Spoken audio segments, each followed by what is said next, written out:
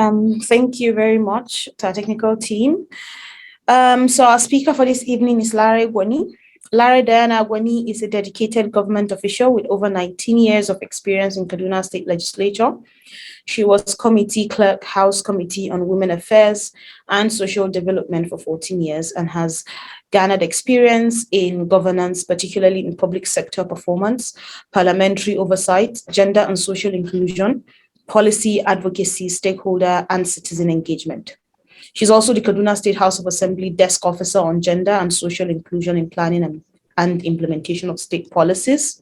She has served as secretary to a special committee mandated by the Executive Governor of Kaduna State to thoroughly study the Child's Right Act. And the committee came up with recommendations aimed at drafting an acceptable child's right bill in line with societal values and norms. She served as a member of the Kaduna State Child's Rights Drafting Subcommittee, member Kaduna State Gender Technical Working Committee aimed at developing the state gender policy and to inculcate gender budgeting in the Kaduna State budgeting process. Some of her schedule of duty include processing and transmission of information to committee members, organizing public hearings and oversight investigations, producing committee reports and bills, ensuring communication, cooperation and collaboration between the committee, other state departments, development partners, and stakeholders. Larai is also the site head of the African Research and Innovative Initiative for Sickle Cell Education, ARISE, responsible for engaging with community policymakers and healthcare providers to determine feasibility of implementing a sustainable newborn screening program for sickle cell disease in low, middle income setting. And this is our speaker, Larai Diana Gwani. Thank you so much, Larai, for joining us this evening. Thank you. Good evening, everyone. Well, because of the time difference, my name is Larai Gwani. I'm a committee clerk with Kaduna State House of Assembly. I would like to start by thanking Empowering Women for Excellence Initiative for giving me the opportunity to speak on this conference, which is, I would say, one of its kind, a conference that is running for a whole month. Well done for the good work. And I would like to say Happy International Day of the Rural Women. Really, I'm a product of a rural woman because my mom was born in the rural area. And thanks to education, that was what made her to move to an urban center. So I tell myself probably first or second generation urban dweller. Happy International Day of the Rural Women once again. Let me start by defining what ownership is. Basically, ownership means for you to own something, for something to belong to you. When they say ownership, it simply means whatever that term is being referred to, it is that you possess it. But I got quite some few definitions of the internet, which I actually agree with. And I would like to read through them. Ownership is the state of owning something. Anything that people own or possess gives them the quality of ownership. It is the state of fact of legal possession and control over property, which may be an asset, tangible or intangible. Ownership is the legal right to use, possess, and give away a thing. Ownership can be tangible, such as personal property and land. Understanding rights. Next slide, please. Rights, on the other hand, are legal ethical principles of freedom and entitlements. Rights are fundamental to every civilization, and in most cases, conflicts arise when there is a perception of those rights being tampered with. They are man-made with its foundation based on societal norms, values, and customs that are set to achieve a peaceful coexistence amongst mankind. The United Nations states rights as being inherent to all human beings, regardless of race, sex, nationality, ethnicity, language, religion, or any other status. Human rights include the right to life and liberty, freedom from slavery and torture, freedom of opinion and expression, the right to work and education, and many more. Everyone is entitled to these rights without discrimination. However, when rights are advocated for, it simply means that there has been an abuse, a neglect, or an exclusion of these fundamental human rights to a person or group of people. Why women's right to ownership? Why do we advocate for women's right to ownership? There is a misconception that when women demand for rights, it is perceived they are asking for something extra, which is totally false. In reality, they are simply advocating for their fundamental human rights, which they have been denied and excluded from partaking of its full benefits by the society. In reality, women's rights are actually human rights. These obstacles were once ideal because they were social cultural norms and values of a particular generation. And they most likely kept women safe in a time that was plagued with slavery and barbarism. But times have changed and society has evolved. And these same values have now deliberately kept women in perpetual financial dependence. Customs were put in place to preserve the society where a man was considered as the head and provider of the family and the protector of the society. But society, as we know, is constantly evolving. And now we find women being heads of households and providing for their families. The question is, what then happens to those women if they don't have rights of ownership?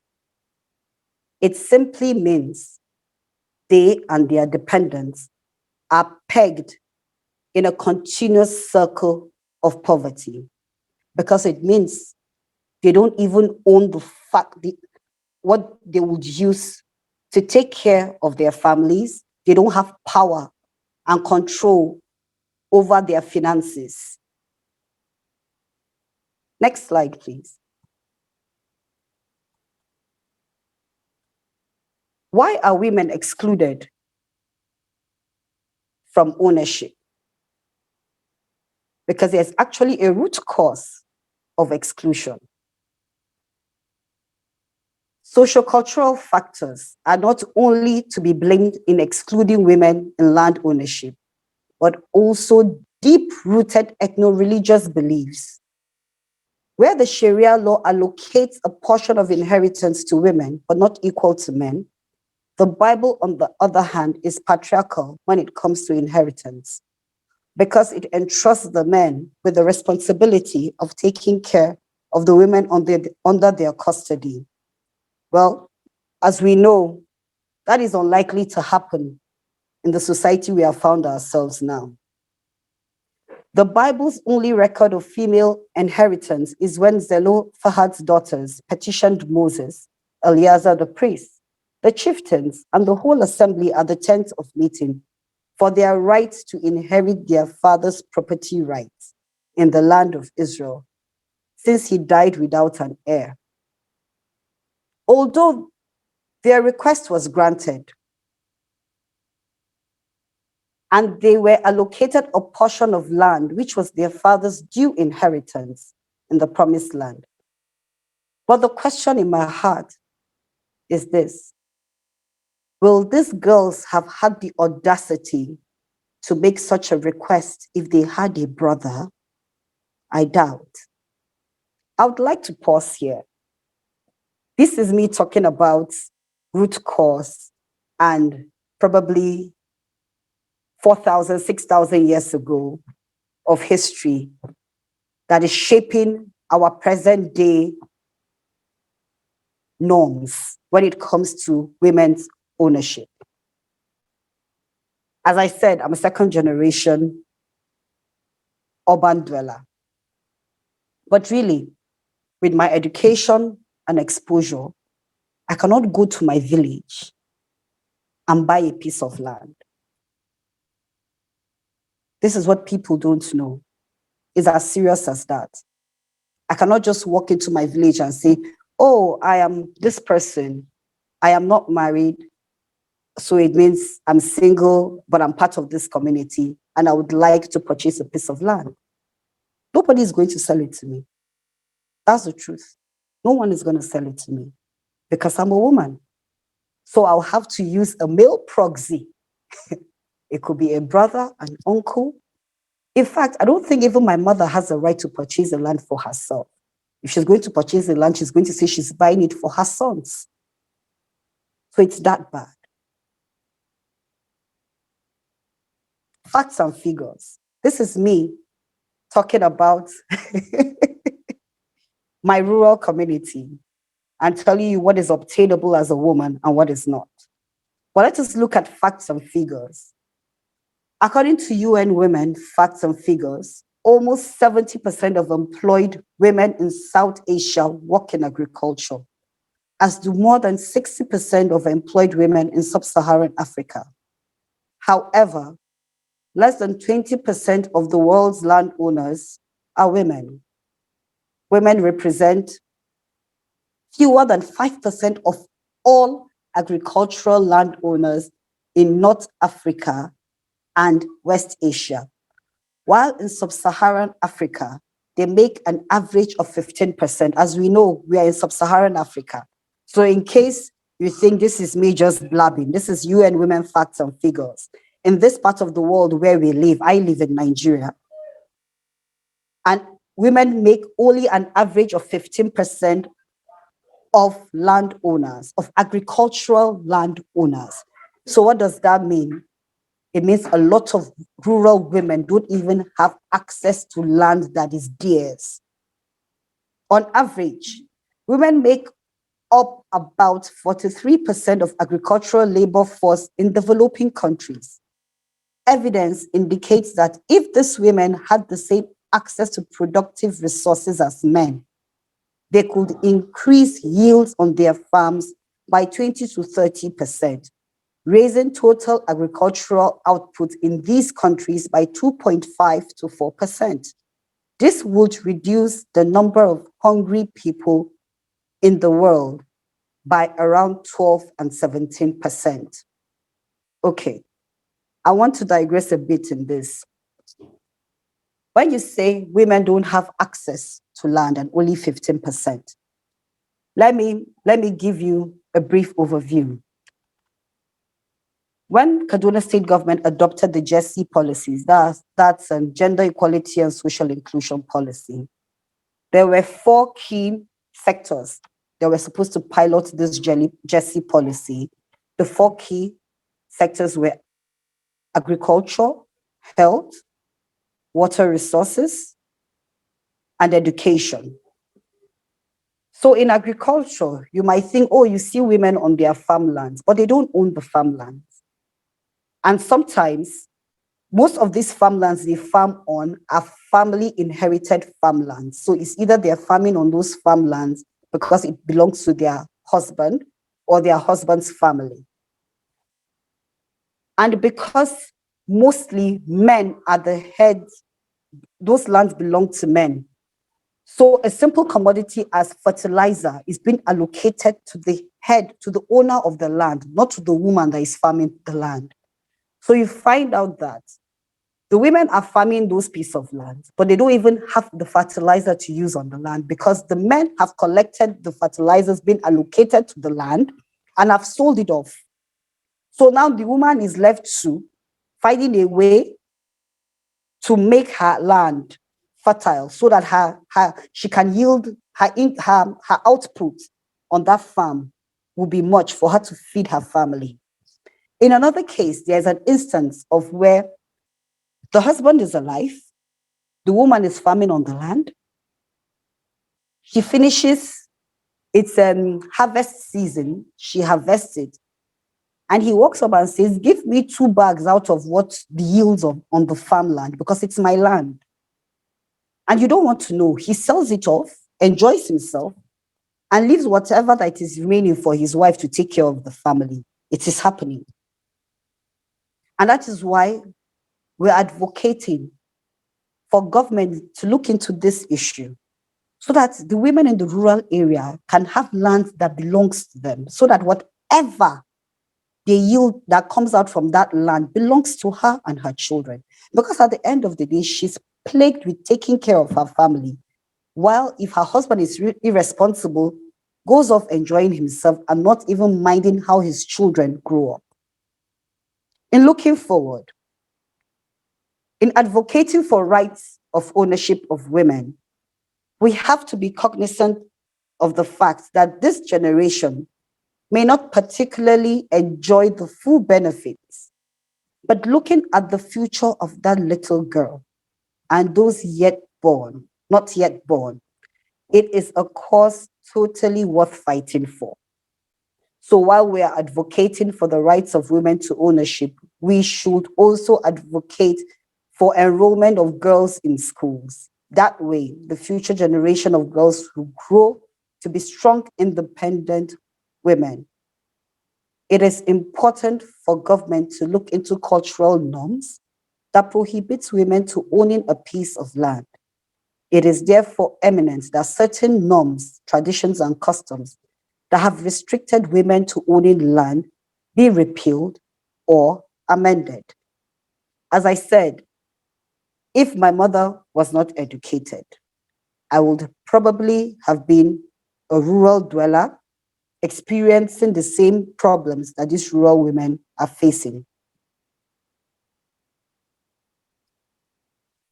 And also in looking forward, so that we do not overburden ourselves with duplication of efforts, it is always good for us to rely on existing recommendation that we can partner with in advocating for women's rights.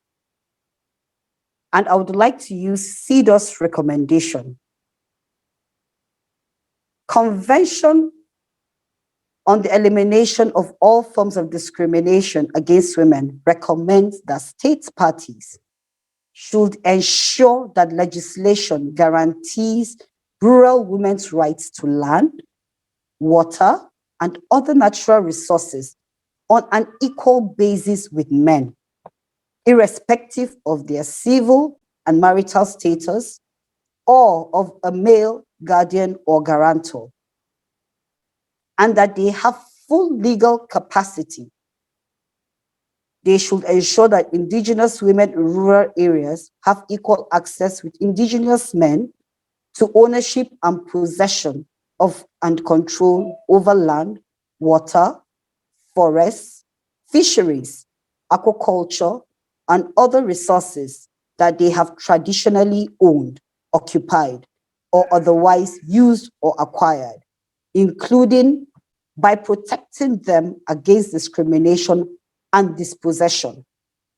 In addition, state parties should promote rural women's access to and meaningful participation in agricultural cooperatives in which women may be members or the sole members, enhance rural women's roles in fishery and aquaculture, as well as their knowledge of the sustainable use of fishery resources, and promote their access to forest and sustainable forest resources, including safe access to fuel wood and non-wood forest resources, and also strengthen customary and statutory institutions and mechanisms for defending and protecting women's rights to land, water, and other natural resources, including community paralegal services. So I would like to pause here to take questions or contributions.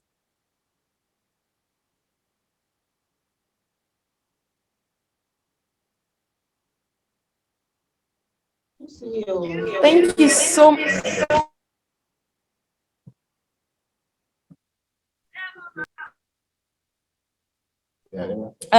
For that presentation. My network just threw me out. Thank you so much, Larry, for that wonderful presentation. To our participants, drop your questions in the chat box or in the question and answer box, and our speaker will be responding to all your questions.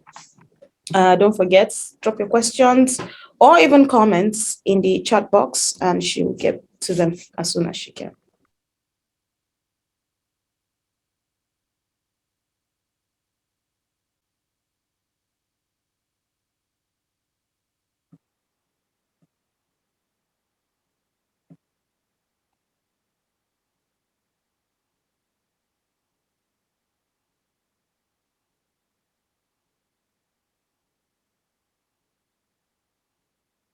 Questions are coming in. I want to share an experience and hear your perspective about this.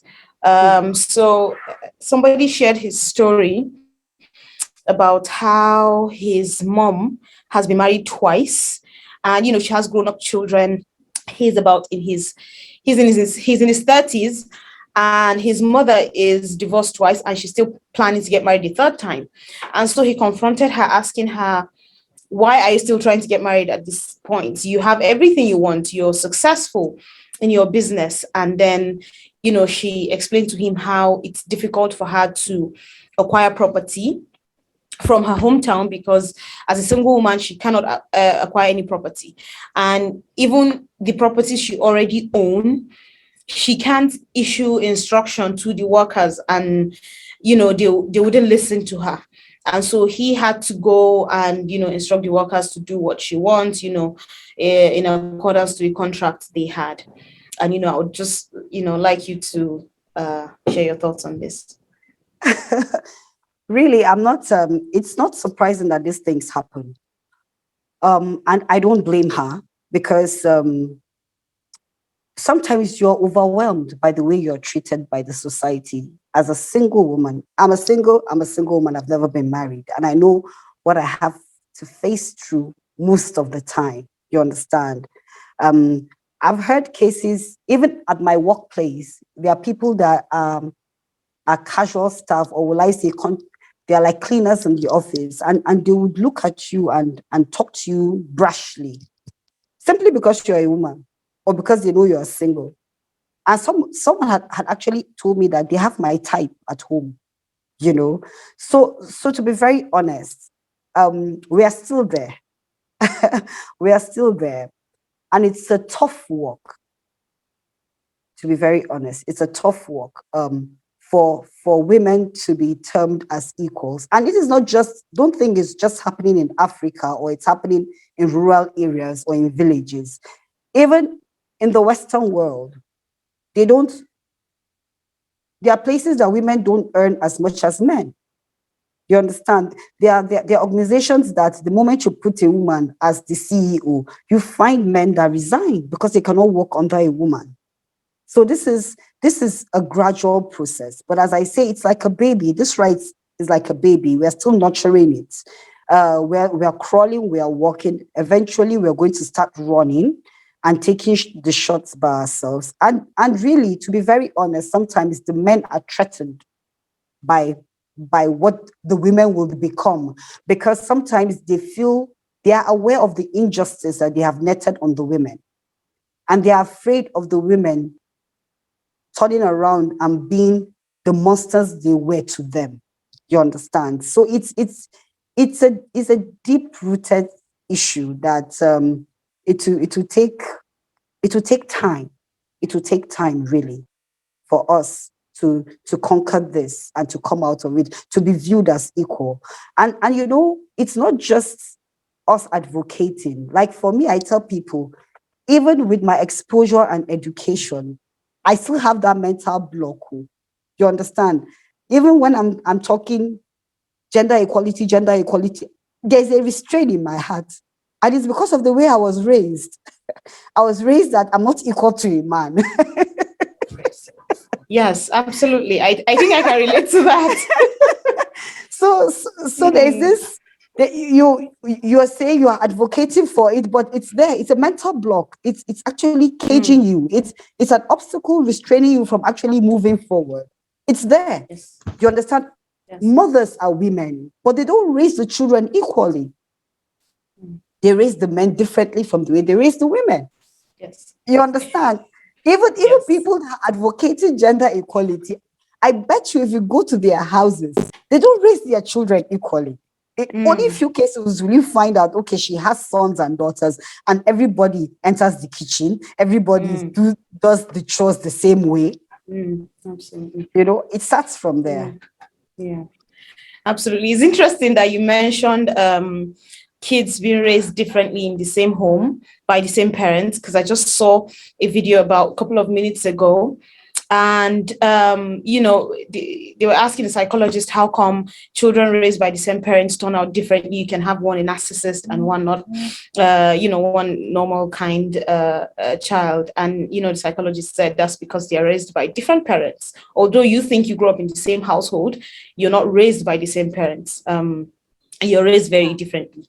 We have comments. We have a comment from Oche. He says, this is exactly what he's experiencing, that he just witnessed a land purchase made by his brother. Unknown to the sellers, the land belonged to his cousin, and she initially approached the sellers and they refused, saying she's a woman, it's a taboo, and so they can't sell the land to her. And this happened in the southeast Abia state, to be precise. And he also just asked his wife to put a call through to someone asking that she wants to buy a piece of land in the village. And of course, the answer was no. That's a comment from Uche Brown. Interesting enough, not just purchase of land, even rental of apartment rental. Yes, even in urban centers. This is not even rural women. Yes, absolutely. In cities, there are people that won't rent houses to a woman, to a single woman. They won't. No matter what, they'll tell you, no, they don't rent houses to single women. True. And I'm wondering why. True. Mm-hmm. Why? And even,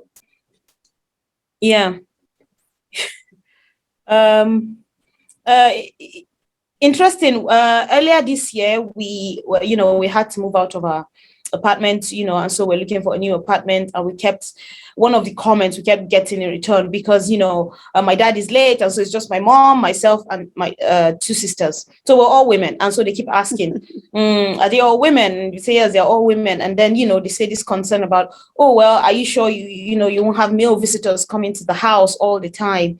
Are you sure you wouldn't have men parading our property all the time? And I just kept, well, if how do you want us to live? Do you want us to be homeless? We need an apartment. If you don't want men, you can even sign a contract. We're fine with that. Just let's have an apartment that is safe for us, because the only other option would be an unsafe environment, and that's kind of difficult and it's dangerous for women. Unfortunately, that's the reality that we live in. We have another comment from Joy Gayas. She says she remembers having a conversation with her dad on his properties and the documents, and he said eventually her brother will be in charge in line with the custom. And at the same time, he also complained that her brother is not even showing any interest to take over the family property. So what is your advice to her, who is, of course, willing to be a part of the inheritance? I know for me, I'm a fighter, and my dad is late, but he recognized the fighter in me, I think, because sometimes I'll catch him looking at me with a mischievous smile on his face. And it's almost like he's saying, she's different. this one is different. The thing with parents and owning property, like I know someone that she wasn't sent abroad to school because her father said she's going to belong to another man, and all his investment, she's going to take it to another family. But you see, right now is that same person that is taking care of her parents. The brothers that everything was given to, all the investments. In fact, it's like that's his retirement plan to the brothers. He doesn't even see the brothers. The brothers could come to their city and not even pay them a visit. And you see, this person's dad actually apologized to her that they should forgive him because he taught. So it's like what's happening to you, Joy. But you see, it belongs to your father. It's his property. And if he says in line with customs and tradition, your brother will own it. Believe me, there's nothing you can do about it. But what you can do is get yours. Work hard to get yours at the end of the day. I know for me, there are times that I actually stand my ground. I tell my mom, oh, when it comes to inheritance, you see, I don't have an inheritance. But when it comes to footing bills, you want me to contribute my quota. And then she just looks at me and shakes her head like, this one. What we should do with this one? But that's the truth. You should work hard for yourself. Because that is where I'm hammering on education for the girl child for. Because if you are educated, it means you can stand on your own. You don't need to be looking at what inheritance. After all, we've seen children inherit and squander. You understand? We've seen parents work so hard to acquire so much wealth, and within a span of 2 years, everything is down the drain because lunatics inherited it. You understand? So therefore, that's just it. I believe that you should work hard for yourself to get yours, to own your own property. And then when you have your own children, you raise them the same. They need to understand that this belongs to me, and all of you will inherit what I've left for you people. There's no gender here. There's going to be gender inclusion for all my children. Sorry, please, one moment. Let me switch off. I'm coming.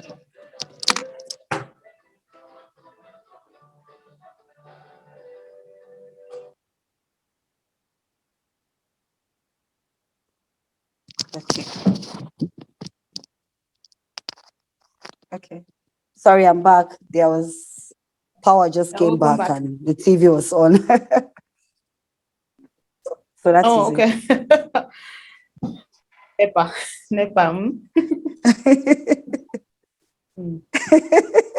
Nepa day. You don't know you're in Nigeria if you've not had the Nepa off and on. We thank God for them ring lights. We can. Yes, indeed. Yes, Nepa day. So we have another comment from Omale Florence. She says her late dad had a landed property, and then her elder brother sold it without even giving them anything. And his argument was that women are not entitled to inheritance. So what does she do? How does she go about this? If he has sold it already, what can you do really? You understand? But I've seen people contesting. That is why you can contest a will, you can contest these things in the court of law. I've heard court judgments where it was told the families that they must give the wife, they must give the daughters a portion of this inheritance. So before he sells it, that's where you can contest it. But if he has sold it already, will you lock up your brother? Because at the end of it is your brother. He's your brother, and it's not his fault that he was the heir apparent to whatever inheritance was left. It's the society that made it that way. He too, he just opened his eyes and he saw it happening. So it's really deep rooted. And for me, it comes from parenting in the first instance. You understand? If the parents raise their kids as equals to inheritance and how they are raised, all these things won't come up. Because I don't think my brothers would dare do things like that, because they know if my father were to be alive, he will give everybody his portion equally, in fact, equally. So it's the way in which you raise your children at the end of the day, because already we are raised this way. There's nothing we can do. But what the change that we can bring into this society is how we raise our children and how we raise the people that are coming, the children that are coming after us. That's just it. Indeed, thank you for that wonderful response, Larry. I have another question. How would you say this affects economic empowerment for women? The denial of inheritance to women, does this affect economic empowerment? Does this set women back economically? It does. It does. It does. Imagine, for instance, a wife can't inherit her husband's property or her land. So, and if they are rural dwellers and they are farmers, it means that her income for that year is cut off. If it's not cut off, it's cut short, because whoever inherits that land will not want her to farm the entire portion that originally belongs to her husband, because we want to prove a point that we are now the rightful owners. So you want to give her just a little portion for her to survive. Probably she used to farm this land. She could sell some. And invest in a particular business. Now you have kept her confined to just surviving, eating and surviving. And that is if she's even given the land. If she's even given the land. At the end of the day, she might farm the land and the extended family will come and share it 50-50, the proceeds 50-50. After all, it's her land and there's nothing she can do about it. So indeed, it affects women's financial empowerment and financial freedom. Inheritance does, because it's already you are starting from a disadvantaged point. So it means you have to work harder at it. So you're already at a disadvantage, and the society is not going to be helpful. It's not even helpful. Because it's my husband's land. I become a widow. The family collects their land back. Probably I don't have sons. If I have sons or if I have children, maybe they might consider them, if they are kind enough, to allow me to continue farming on those lands. That's just it. So I'm at a disadvantage already. I'm at a disadvantage. Indeed, most women are already at a disadvantage, and men and boys have the opportunity or privilege to have an early start with these properties and resources that is already willed to them. Joel is saying that it basically boils down to archaic way of thinking, that he once had an argument with a friend, and he said, in fact, the friend was of the opinion that the first child is entitled to everything. And he said, I could have two sons and decide to will my properties to the second. And his response was that that's very wrong. But he doesn't see it as a wrong, because he would want his second child to have his properties if that is his wish. As the examples you've given, and as Joy said, in some cases in families as well, we can have where the sons are not really interested in carrying on the family's legacy, business, or whatsoever. And, the daughters are more interested in the family legacy.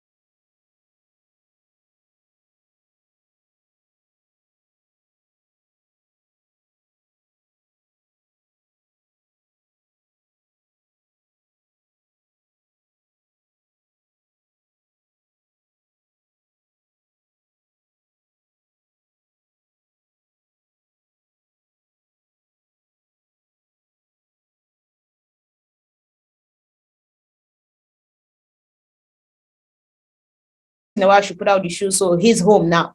And she says that's for two reasons, because that's the only way she could get rent, and it's also for her own protection, because as a woman,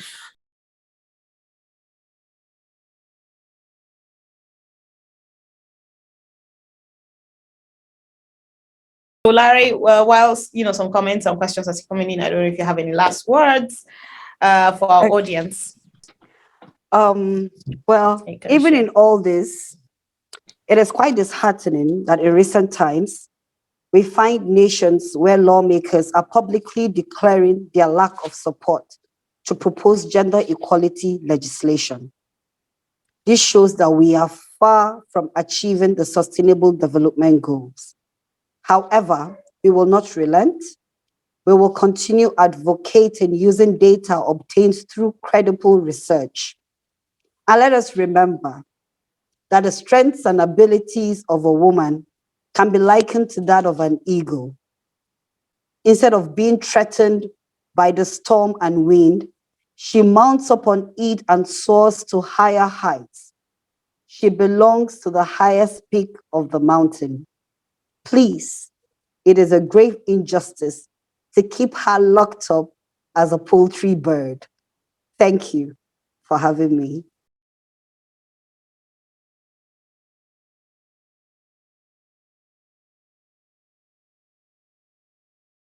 This session with. Indeed, it's such a powerful quote, and especially today, the International Day of Rural Women. It's good that we remind.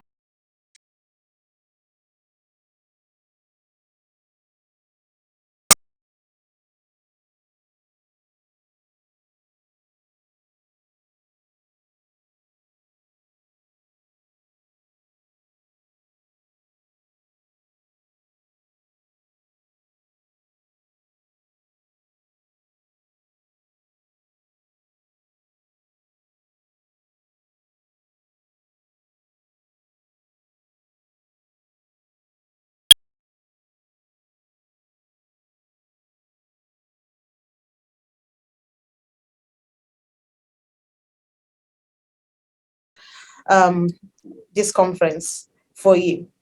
Thank you.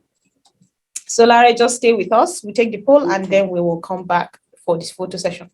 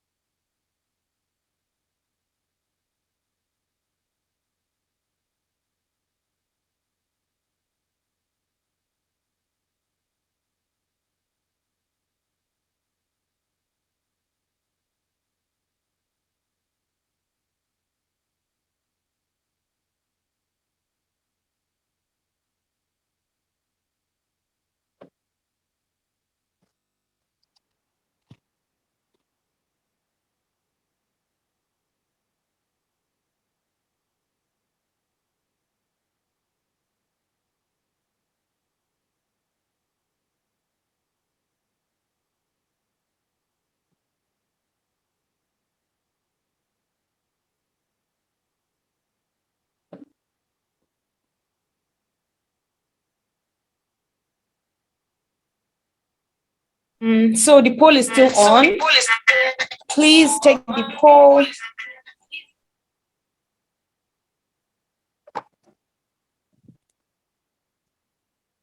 Please take the poll and we will have our photo session right away. So for panelists, kindly turn on your cameras and, smile broadly. If you want to say cheese, if you want to say Indomie, anything. Kuka. I like that one. Oh, Kuka. Oh, yes, Kuka.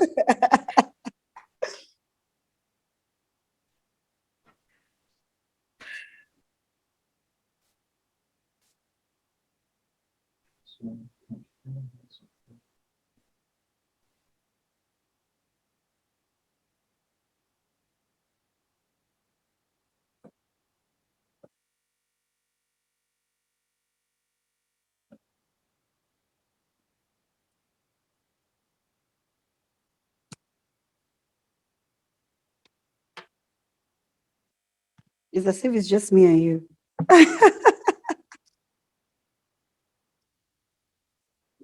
You're muted.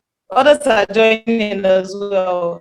Sophia is also with us. Yes, I am muted. Others are joining. Sophia is also with us. So Okay.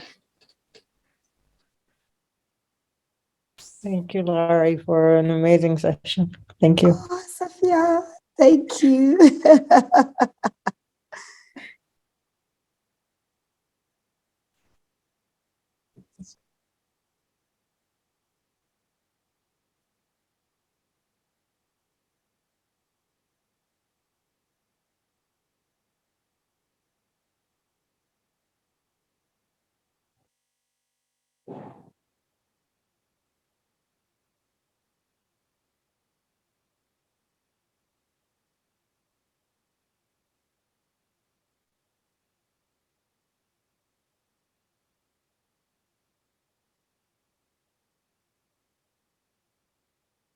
I think our faces will finish if you don't.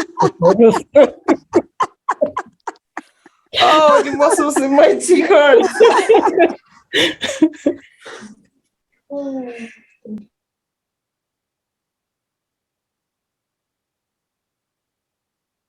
We can relax our faces now. Oh, has it been taken? The photo has been. Yes, it has been Okay. taken. Thank you so much, Larai. Oh. Thank you so much for joining us. Thank you. It has been really wonderful listening to you. Thank you. Thank you. You know, we hope to even hear more from you in the future. Thank you to our attendees for joining. If you haven't taken the poll is still up. You can take the poll.